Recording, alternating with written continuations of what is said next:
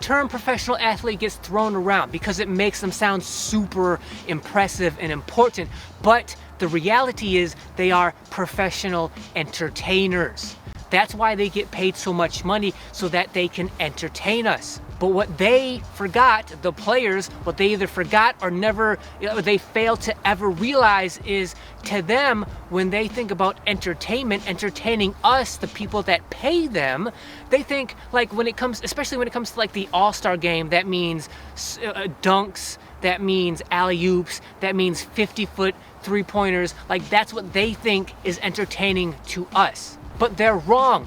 What we want is competitiveness. We want struggle. We want them to care. Think about your favorite movies and TV shows. Like, why and how do you get lost in those movies? It's because the characters in those movies, they actually care about what's happening to them, the struggles they're going through, the struggles they're trying to overcome. They actually care, so we lose ourselves in their world, in their universe, and we care about what's happening to them. When we watch sports, professional athletes, we want that same experience, but we just want it in basketball form, in competitive basketball form. We want the players to care about whether or not they win or lose. So we want to see them try to actually win. And by them caring and thus trying, we care. But when they don't care and they don't try and they don't compete, we don't care either. And when you're severely overpaid, you're set for life, especially like at the NBA All-Star weekend. These are the All-Stars, the best players that get paid the most money.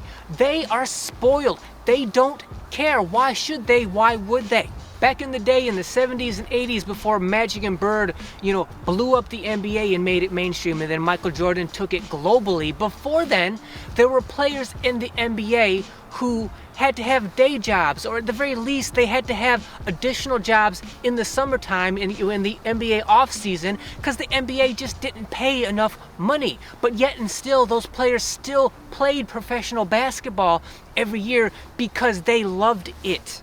Even if it cost them money to play, because maybe they had to pay for their transportation to go city to city and stay in hotels and all of the money that goes into that. Maybe they actually lost money playing in the NBA because the NBA didn't pay enough money. Yet and still, those players played in the NBA because they loved it. They love basketball. They love the competition. They love the challenge of it all. And even if they lost money, they still played because it was an honor and a privilege to play in the NBA. So of course, those players played super hard. They competed super hard. They never had load management. They never tried to avoid, they didn't take games off to avoid injuries because they were afraid of being injured. They played every minute that they could because they loved it. So that's the problem with the NBA All-Star Weekend, is players don't have a pride in being an NBA player or All-Star, and they're way overpaid, so why should they even try? So now let's talk about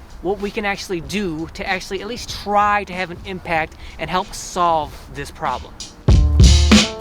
So now that we've defined what the root of the problem for the NBA All-Star and lack of competition is, unfortunately, there really is no easy and readily available solution to that problem. Really, the only solution I can see to trying to make players care again, so they actually really compete again, is to drastically reduce their salaries to more realistic numbers.